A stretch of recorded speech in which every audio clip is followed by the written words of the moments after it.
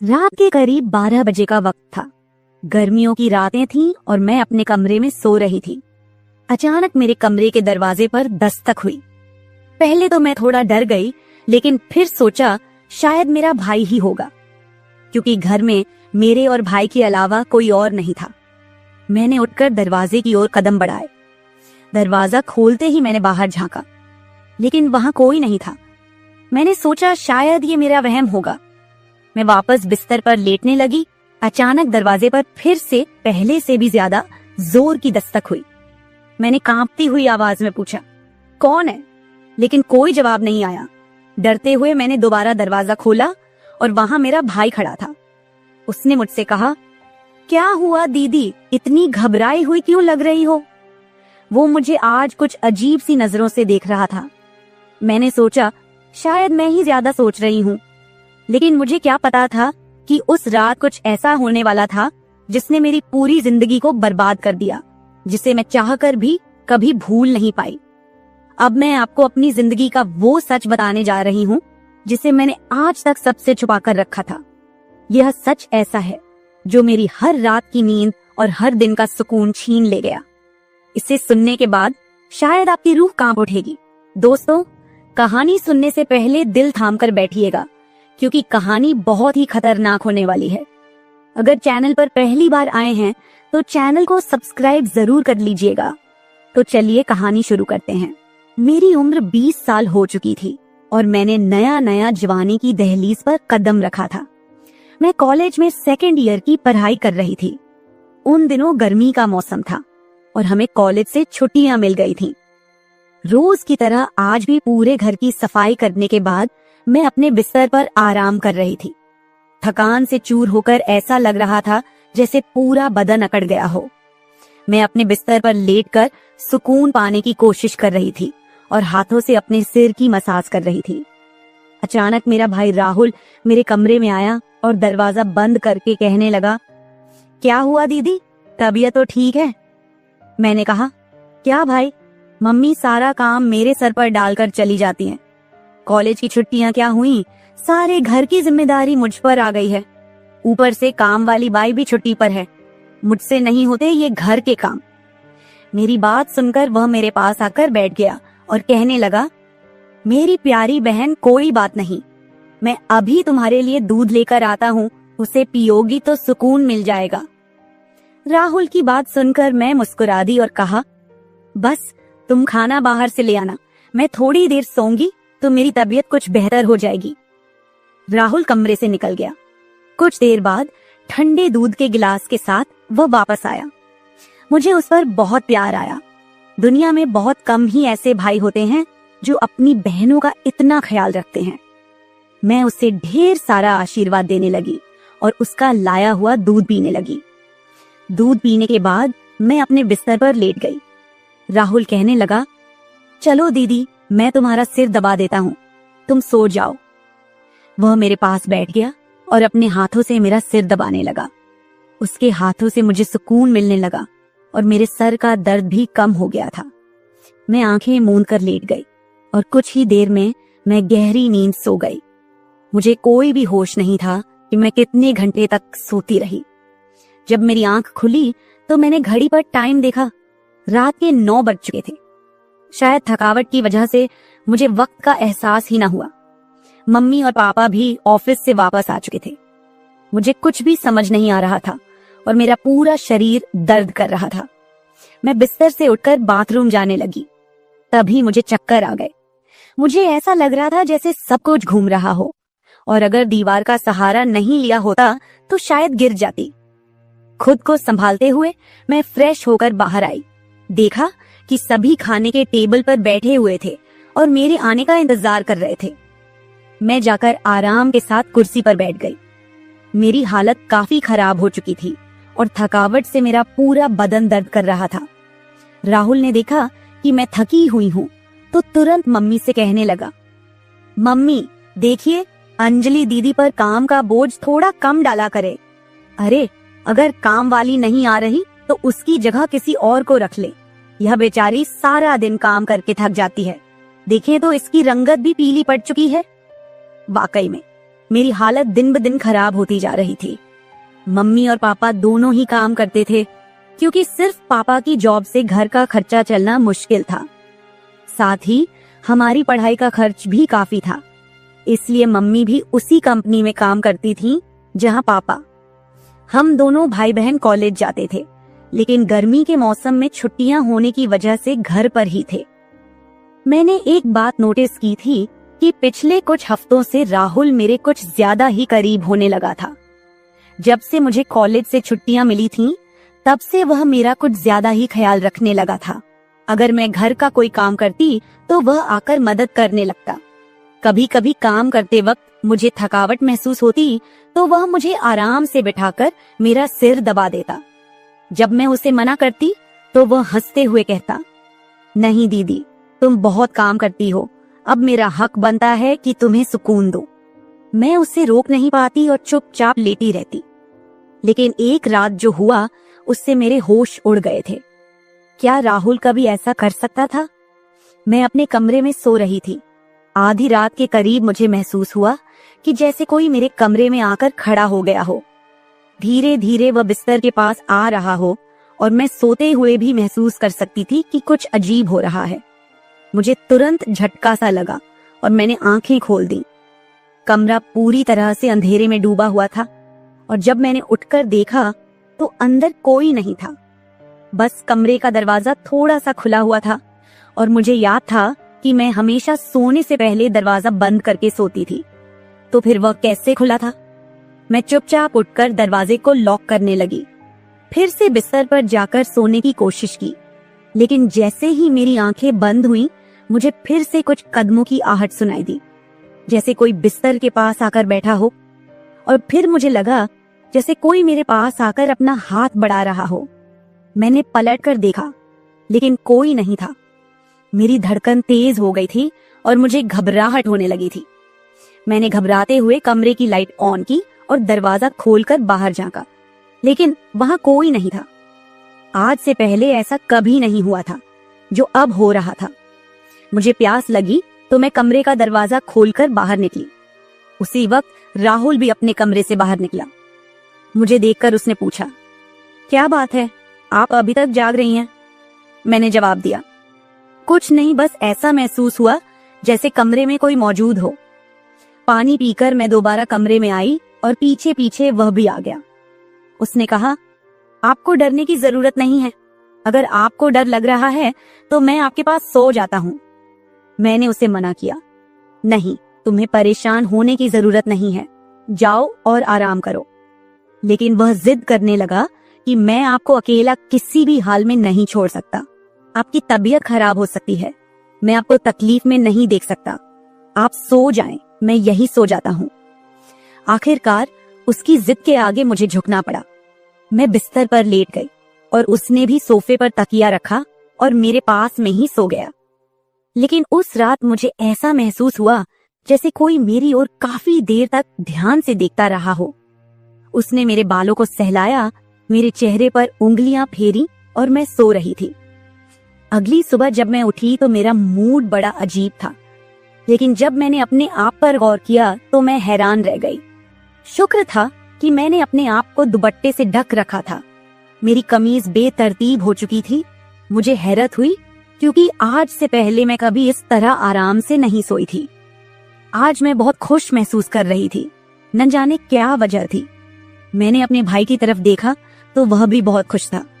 मैंने उसको पूछा, तुम आज इतने खुश क्यों हो? तो कहने लगा, जिसको आप जैसी बहन मिल जाए वो क्यों ना खुश हो। घर के सारे काम निपटाकर जब मैं बैठी तो राहुल तेल लेकर मेरे पास आ गया। कहने लगा, अंजलि दीदी, आप अपने बाल खोल दे, मैं आपके सर में मालिश कर देता हूँ। मुझे उसकी हरकतें कुछ अजीब लग रही थीं। मैंने कहा, ये तुम्हारा काम नहीं है, जाओ अपनी पढ़ाई करो, मुझे मालिश की जरूरत नहीं है। मगर उसने मेरी बात नहीं मानी और खुद ही मेरे बालों से कैचर उतार कर कहने लगा, आप नखरे मत किया करो, किस्मत वालों को ही ऐसे भाई मिलते हैं। जब आपका भाई आपके खूबसूरत रेशमी बालों में मसाज करना चाहता है तो आपको क्या समस्या हो सकती है? आ जाइए, मैं आपके सर की मसाज कर देता हूँ, आपको बहुत सुकून मिलेगा। वह मुझे उठाकर कमरे में ले गया। मैं बेड पर तकिया रखकर लेट गई। मेरे बाल बेड से नीचे लटक रहे थे। वह मेरे सरहाने बैठकर मेरे बालों की मसाज करने लगा। राहुल मुझसे 3 साल छोटा था, मगर मुझे नाम से बुलाता था। कहता, आप इतनी प्यारी हैं कि आपको देखकर दिल करता है कि आप हमेशा इसी तरह मुस्कुराती रहें और मैं आपका लाभ उठाता रहूं। वह मेरे सिर की मालिश कर रहा था और उसके हाथों में जैसे जादू था। मुझे इतना मजा आया कि मैं नींद की वादियों में खोने लगी। तेल की खुशबू भी बहुत जबरदस्त थी। तेल की हल्की हल्की महक कमरे में फैल चुकी थी। मैंने उत्सुकतावश उससे पूछा, ये तेल कौन सा है? उसने मुस्कुराते हुए जवाब दिया, ये एक खास तेल है जो आपकी सुंदर जुल्फों को और भी चमकदार बनाएगा। आपके बालों की खास देखभाल के लिए ही लाया हूँ। उसकी बातें मुझे बहुत अजीब सी लग रही थी। मैं समझ नहीं पाती थी कि वह किस तरीके से बात कर रहा है। मालिश के दौरान कब मुझे नींद आ गई, पता ही नहीं चला। कुछ समय बाद जब मेरी आंख खुली तो मेरे पूरे बदन में भारीपन महसूस हो रहा था। ऐसा लगा रहा था जैसे किसी ने मुझ पर बहुत ज्यादा वजन रख दिया हो। मेरी टांगों और हाथों में अजीब सा दर्द था, मानो घंटों तक मैं किसी भारी बोझ के नीचे रही हूं। पूरे बदन में दर्द सरायत कर रहा था। मैं धीरे धीरे उठकर बैठी और चारों तरफ नजर दौड़ाई। मेरे कपड़े हल्के हल्के गीले हो गए थे और पंखा भी बंद था।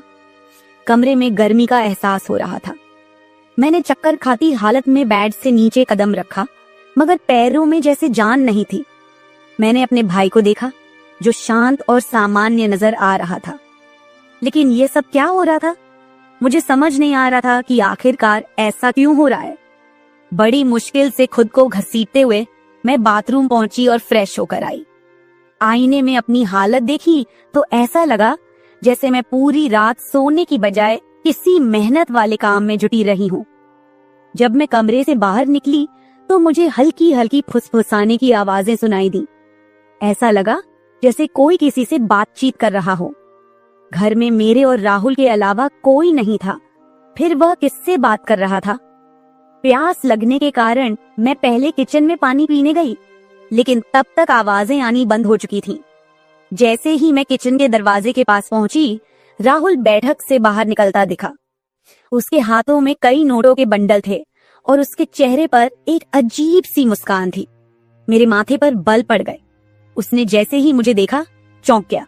कहने लगा, दीदी आप उठ गईं। मैंने बिना जवाब दिए धीरे धीरे उसके करीब जाकर पूछा, ये पैसे कहाँ से आए? वह हड़बड़ा गया और तुरंत उन्हें अपनी जेब में डालने की कोशिश करने लगा।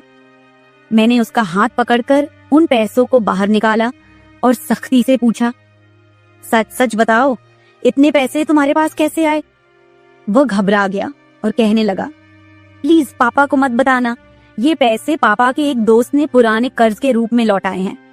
मैंने सोचा था कि इनसे मोबाइल खरीद लूंगा। उसकी बात सुनकर मेरा गुस्सा 7वें आसमान पर पहुंच गया। मैंने उसे डांटते हुए कहा, क्या तुम्हें घर की हालत का जरा भी अंदाजा नहीं है? मम्मी पापा दोनों इतनी मेहनत कर रहे हैं और तुम इन पैसों से मोबाइल खरीदने की सोच रहे हो। उसने शर्मिंदा होकर पैसे मुझे थमा दिए। मैंने वो पैसे रात को पापा को दे दिए। उस रात राहुल ने मुझसे एक भी बात नहीं की और जल्दी सोने चला गया। मैं अगले दिन किचन में काम कर रही थी जब राहुल अपने दोस्तों के साथ घर में दाखिल हुआ। मैं जितनी हैरान होती उतना ही कम था, क्योंकि वह अपने दोस्तों को सीधा लाउंज में ही ले आया था। उस वक्त मैं दुपट्टा उतारकर बर्तन साफ कर रही थी। जब वह सब हंसते हुए अंदर आए, मैंने तुरंत दुपट्टा ऊपर लिया और फिर राहुल को समझाने लगी कि यह क्या तरीका है? तुम जानते हो इस वक्त मम्मी पापा घर नहीं हैं, फिर भी इन लोगों को घर ले आए हो। राहुल मुस्कुराते हुए बोला, दीदी ये घर मेरा भी है और आपको कोई दिक्कत नहीं होनी चाहिए। वैसे भी ये मेरे खास दोस्त हैं, आप उनके लिए खाना बना दें। वह मुझसे काफी नाराज हो चुका था, मगर अब मैं क्या करती? खाना तो बनाना जरूरी था। मैंने मजबूर होकर खाना तैयार किया और टेबल पर लगा दिया। मैंने गौर किया कि उसके दोस्त बार बार मुझे घूरकर देख रहे थे। वे सभी राहुल की उम्र से बड़े थे और अजीब तरीके से घूर रहे थे, जैसे कच्चा ही खा जाएंगे। मैं तुरंत अपने कमरे में चली गई और दरवाजा बंद कर लिया। उनके जाने के बाद मैंने राहुल से कड़े शब्दों में कहा, दोबारा तुम्हारे दोस्त इस घर में नजर न आए, नहीं तो मैं मम्मी पापा को सब बता दूंगी।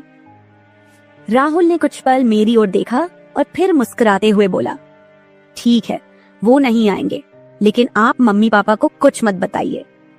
मुझे राहुल की हरकतें कुछ मुश्किल सी लगने लगी थी, क्योंकि वह मुझे अजीब तरह से देखने लगा था।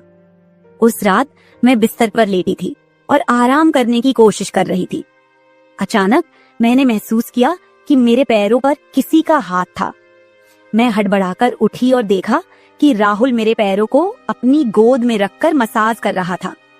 मैंने उससे ऐसा करने से मना किया, मगर वह कहने लगा, मैं जो कर रहा हूँ मुझे करने दे। इस घर में एक मैं ही हूँ जिसे आपकी इतनी फिक्र है। मम्मी पापा को तो बस अपने काम की पड़ी रहती है। खैर, मैं भी थक चुकी थी। आंखें बंद की और सोने लगी। राहुल के हाथों मसाज करवाने से मैं नींद की गहराई में खोने लगी थी, मगर जब मेरी आंख खुली तो मेरे होश उड़ गए। मेरा सर बुरी तरह चकरा रहा था। बिस्तर की चादर बिल्कुल बेतरतीब हो चुकी थी। बिस्तर पर एक पुरुषों की शर्ट और परफ्यूम रखा हुआ था। यह सामान किसका था? मैं तो कुछ भी बोल नहीं सकी। सर में इतनी तेज दर्द था कि मैं दोबारा बिस्तर पर गिर गई, जैसे मैं पूरी तरह होश में नहीं थी। मुझे अब समझ में आने लगा था कि जब भी मेरा भाई उस तेल से मेरे सर की मसाज करता था तो मुझे इतनी गहरी नींद क्यों आ जाती थी। मुझे पास में किसी की फुसफुसाहट सुनाई दे रही थी, मगर कौन बोल रहा था यह मैं पहचान नहीं सकी। मुझे तो बस राहुल की आवाज सुनाई दे रही थी। ऐसा लग रहा था जैसे वह मेरे कमरे में मौजूद हो और मुझे उठाने की कोशिश कर रहा हो, लेकिन मैं कुछ भी साफ नहीं देख पा रही थी। कुछ देर बाद जब मेरी आंख खुली तो सारा दृश्य मेरी नजरों के सामने घूमने लगा। मैंने सबसे पहले बेड की तरफ देखा, जहां शर्ट और परफ्यूम पड़े थे, मगर अब वहां कुछ भी नहीं था। आज फिर मेरी हालत बड़ी अजीब थी। मैं बच्ची तो नहीं थी जो ये सब कुछ समझ ना पाती। घर में मेरे और राहुल के अलावा और कोई नहीं था। फिर मेरे सोने के बाद ऐसा क्या होता था कि मेरा पूरा शरीर पानी से नहला दिया गया हो।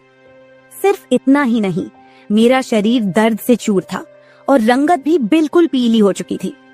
दिन ब दिन मैं कमजोर होती जा रही थी।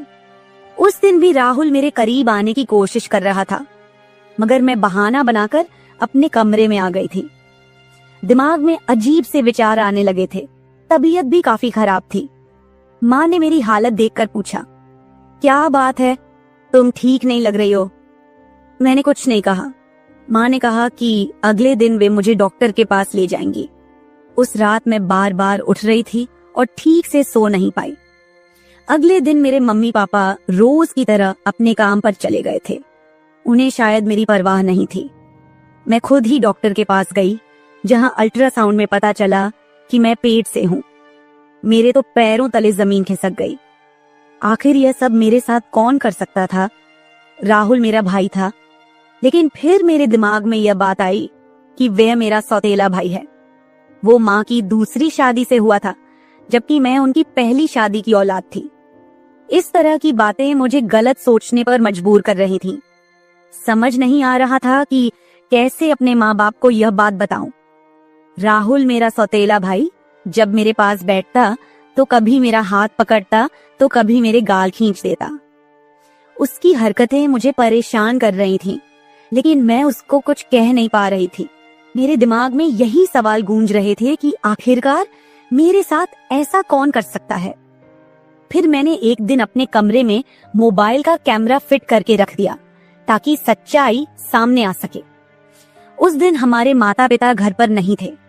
राहुल फिर से मेरे पास आया और मेरे सिर की मालिश करने लगा। मैंने पूरी कोशिश की कि मैं न सोऊं, लेकिन वह तेल इतना अजीब था कि मैं उसकी खुशबू से बेहोश हो गई। 1 घंटे बाद जब मेरी आंखें खुली तो माँ पापा घर लौट चुके थे। मैंने सबसे पहले कैमरे की रिकॉर्डिंग देखी। जो कुछ मैंने देखा वह मेरे होश उड़ा देने के लिए काफी था। राहुल मेरे कमरे में अपने दोस्तों को लाता था जो मेरे साथ बुरा व्यवहार करते थे। फिर अपना काम पूरा करने के बाद वे राहुल को पैसे देते और चले जाते। जब मुझे इस सच का पता चला तो मैं पूरी तरह से टूट गई। मैं गुस्से में अपने कमरे से बाहर आई और राहुल का गिरेबान पकड़कर मैंने उसे थप्पड़ मारने शुरू कर दिए। मेरी चीख सुनकर मम्मी पापा भी वहां आ गए। पापा ने मेरा हाथ पकड़ लिया और गुस्से में कहने लगे, क्या हो गया है? तुम इसे क्यों मार रही हो? होश में हो? क्या पागल हो गई हो? क्यों मार रही हो इसे? मैंने रोते हुए वीडियो दिखा दी कि यह जलील इंसान मेरे साथ क्या कर रहा था। वीडियो देखते ही माँ बेहोश होकर जमीन पर गिर गई। ये देखकर पापा को भी बहुत ज्यादा गुस्सा आया। उन्होंने राहुल को गुस्से में पकड़ लिया और उसे बुरी तरह पीटना शुरू कर दिया। उसके मुंह और नाक से खून बह रहा था।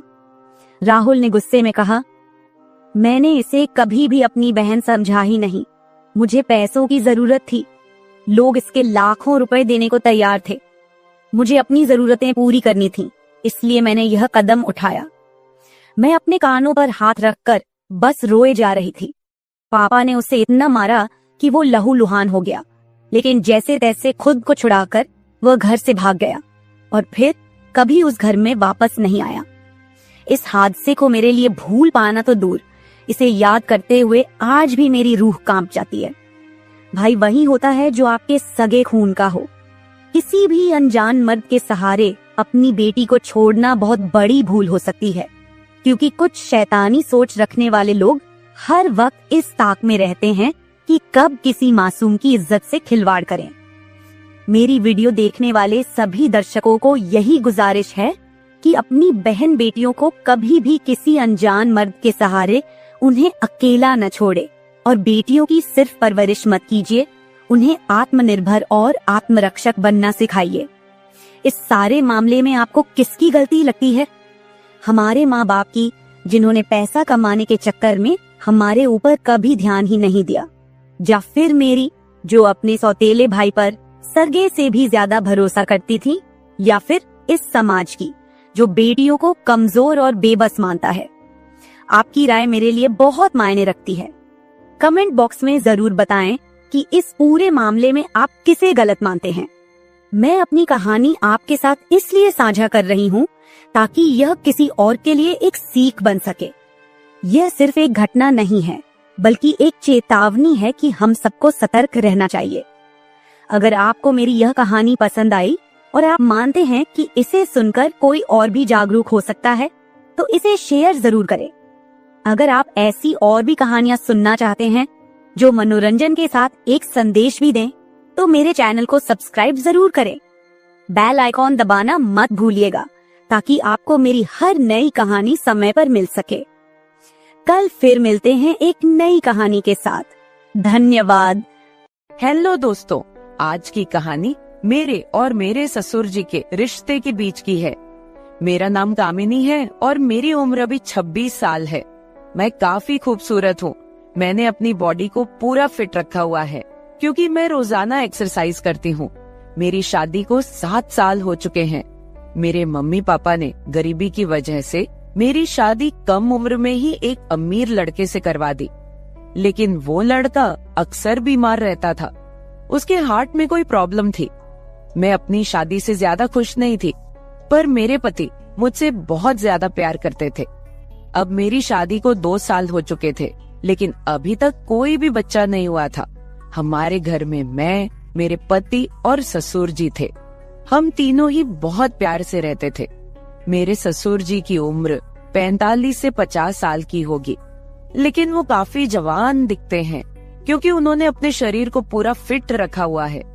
फिर एक दिन मेरे पति की तबीयत ज्यादा खराब हो गई और उनकी मृत्यु हो गई। मेरे सामने मानो दुखों का पहाड़ टूट पड़ा हो। अब मैं एक विधवा हो चुकी थी। धीरे धीरे मेरे पति को गुजरे काफी समय हो गया था। अब मेरे ससुर जी और मैं दोनों ही घर में रहते थे। मैं बहुत ही उदास रहने लगी थी, लेकिन मेरे ससुर जी मुझे बहुत समझाते थे कि कामनी, अब जो होना था वो हो गया है, इतनी टेंशन मत लो, तुम भी बीमार हो जाओगी। मैं तो कहता हूँ कि तुम दोबारा से शादी कर लो, अभी तुम्हारी उम्र ही क्या है। पर साथ ही साथ वो मुझे अजीब सी नजरों से देखते थे। फिर मैं अपना घर चलाने के लिए जॉब करने लगी क्योंकि मेरे घर में अब कमाने वाला कोई नहीं बचा था। मैं दिन भर ऑफिस में रहती और शाम के 7 बजे तक घर आती। ससुर जी का बिजनेस ठीक ठाक चलता था, पैसों की कुछ खास चिंता नहीं थी। फिर भी मैं सोचती हूँ कि खाली घर पर बैठकर क्या करूंगी, इसलिए जॉब करती हूँ और थोड़ा दिल भी बहल जाता है और टाइम पास भी हो जाता है। अब मेरे पति को गए हुए बहुत दिन हो चुके थे, इसलिए मैं उनकी मृत्यु के सदमे से थोड़ा थोड़ा बाहर निकल रही थी। ऑफिस की सहेलियों ने मुझे बहुत समझाया कि तुम शादी कर लो। मेरी एक बहुत अच्छी सहेली है, हम दोनों साथ साथ ऑफिस जाती हैं। एक दिन ऑफिस से निकलते वक्त मेरी सहेली ने मुझे घर पर बुलाया, क्योंकि मेरे ऑफिस और घर के बीच ही मेरी सहेली का घर है। तो मैं उसके घर चली गई। हमने चाय पी और फिर इधर उधर की थोड़ी बातें की। मेरी सहेली ने कहा कि क्या तुझे पता है ऑफिस में क्या चल रहा है? मैंने कहा नहीं यार, मुझे उससे क्या फर्क पड़ने वाला है, वैसे भी तो मैं ऑफिस में अपना मन बहलाने के लिए ही जाती हूँ। फिर मेरी सहेली बोली, फिर तू सुन ले, हमारे ऑफिस में सभी लोग एक दूसरे से मिलकर रहते हैं और किसी को भी कोई समस्या हो वो सभी मिलकर सुलझा लेते हैं। देखो, जो काम वाली आंटी है वह विधवा हो चुकी है, लेकिन ऑफिस के लोगों ने मिलकर उनकी शादी करवा दी है। अब वह बहुत खुशी खुशी रहती है और उनका भी एक सहारा बन गया है। मैंने उसकी बातों पर ज्यादा ध्यान नहीं दिया और वहाँ से अपने घर चली आई। मैं थोड़ा थोड़ा अपनी सहेली की बातों को समझ रही थी कि वो मुझे शादी करने के बारे में बोल रही है। फिर मैंने घर आकर ससुर जी को खाना बनाकर दिया और खुद भी खाना खाया। मैं अपने कमरे में बैठी थी, मुझे नींद नहीं आ रही थी। सुबह के लगभग 10 बज रहे थे। आज रविवार था, मुझे ऑफिस नहीं जाना था। तभी मेरे दिमाग में मेरी सहेली के मुंह से सुनी हुई बातें चलने लगी। मैं सोच सोचकर परेशान सी होने लगी। फिर मेरे दिमाग में कुछ आया और मैं अपने ससुर जी के कमरे की ओर चली गई। जब मैं अपने ससुर जी के रूम में गई तो उनके हाथ में एक किताब थी। मुझे देखकर उन्होंने किताब को तकिए के नीचे रख दिया। मैंने देख लिए था कि ससुर जी कौन सी किताब देख रहे हैं। मैंने कहा, ससुर जी आप क्या पढ़ रहे हो? वह बोले, कुछ नहीं बहू, किताब देख रहा था बस। बताओ क्या बात है? मैं बोली, कुछ नहीं ससुर जी, मुझे आपसे कुछ जरूरी बात करनी है। उन्होंने कहा, हाँ बहू कहो, क्या बात करनी है? मैंने कहा, ससुर जी बात थोड़ी अजीब है, मैं सोच रही थी कि आपसे कहूँ कि नहीं। उन्होंने कहा, अरे पहले तुम बोलो तो सही, क्या बात है? ऐसा कभी हुआ है कि तुमने कभी मेरे से कुछ मांगा हो और मैंने तुम्हें लाके ना दिया हो? तुम मेरा इतना ख्याल रखती हो, जो भी बात है खुलकर बोलो। फिर मैंने हिम्मत करके ससुर जी को बोला कि अब मेरे पति की मृत्यु को 2 साल होने को आए हैं। उनकी मृत्यु के बाद से मैं बड़ी मुश्किल से सदमे से बाहर आई हूँ। अभी मैं घर से बाहर जाती हूँ तो मुझे बड़ी दिक्कत होती है।